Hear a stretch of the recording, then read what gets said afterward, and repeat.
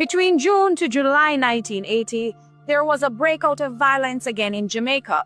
A black mercenary army was trained in Florida, specifically recruiting Vietnam War veterans. In July of 1980, there was an M16 bus shooting. Two men appearing to be repairing a JLP Jeep opened fire on a passing bus using M16 rifles. Following Edward Seaga's visit to the United States, there was an escalation of violence. While in the United States, Seaga predicted more violence in Jamaica. Upon his return, this prediction came true, with coordinated gunfiring increasing across the country.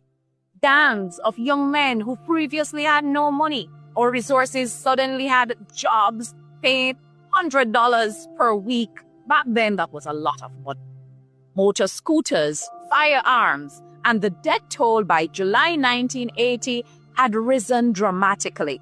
By late July, over 350 people had been killed in Jamaica since the election was announced in February 1980. This sparked a burial controversy and the escalation of political violence.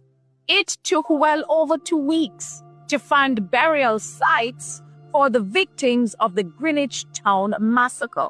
Residents in Tivoli Gardens, a JLP stronghold, threatened violence if PNP victims were buried nearby. Funerals were moved to No. 5 Cemetery, Spanish Town, where grave diggers were attacked daily, requiring police protection. Church leaders had to intervene, urging citizens to recognize that political violence must end.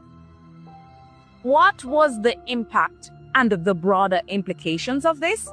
The U.S. actively supported the JLP's efforts to destabilize the country ahead of the 1980 election. Seaga's connection to the U.S. became evident, with violence conveniently aligning with his predictions.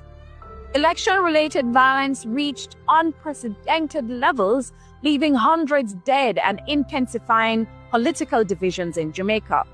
The psychological impact of political terror lingered, making this period one of the darkest chapters in Jamaica's modern political history.